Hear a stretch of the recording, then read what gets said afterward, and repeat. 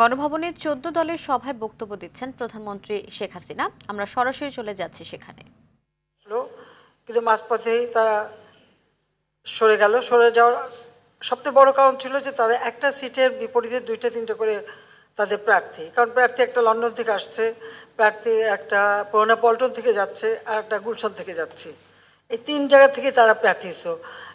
অনেক সেন্টারে আমি জানি সে সকালে এসে বলছে যে এটা এই নির্বাচন এলাকায় এটা আমাদের ক্যান্ডিডেট, পরে আবার দুপুরবেলা আরেকটা, রাত্রেবেলা আর একটা।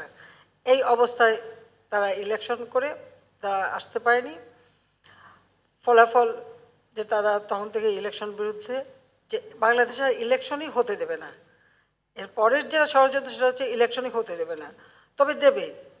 আর আমার ক্ষমতায় আসতেও অসুবিধা হবে না যদি আমি বাংলাদেশে কারো এয়ারবেস করতে দিই, ঘাঁটি করতে দিই, তাহলে আমার কোনো অসুবিধা নাই। কোনো এক সাদা চামড়ারই প্রস্তাব, আমি একই জবাব দিয়েছি, যে আমি জবাব দিয়েছি স্পষ্ট যে আমি বঙ্গবন্ধু শেখ মুজিবের মেয়ে। আমরা যুদ্ধ করে বিজয় অর্জন করে দেশ স্বাধীন করেছি। দেশের অংশ ভাড়া দিয়ে বা কারো হাতে তুলে দিয়ে আমি ক্ষমতায় যেতে চাই না, আমার ক্ষমতার দরকার নেই। যদি জনগণ চায় ক্ষমতা আসবো, নইলে আসবো না। এই কথাগুলি বললাম যে কথাগুলি সকলে জানা উচিত, যে আমার ফাইট, আমার যেটা যুদ্ধ সেটা ঘরে বাইরে সব জায়গায়। তো ওই অবস্থায় কিন্তু আমি চ্যালেঞ্জ দিয়ে ছেড়ে দিলাম। তো চক্রান্ত এখনো আছে।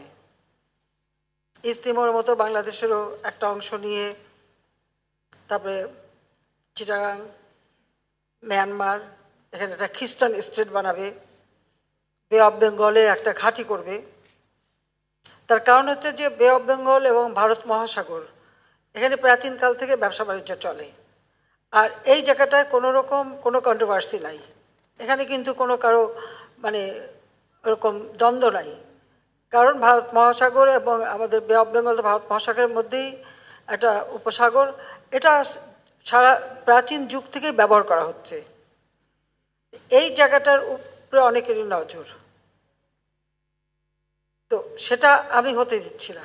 এটাও আমার একটা অপরাধ, কারণ এখানে মানে এয়ারবেস করে কার উপর হামলা করবে যদি একটা দেশকে দেখানো হয়, কিন্তু সেটা তো না। আমি তো জানি আরো কোথায় যাবে,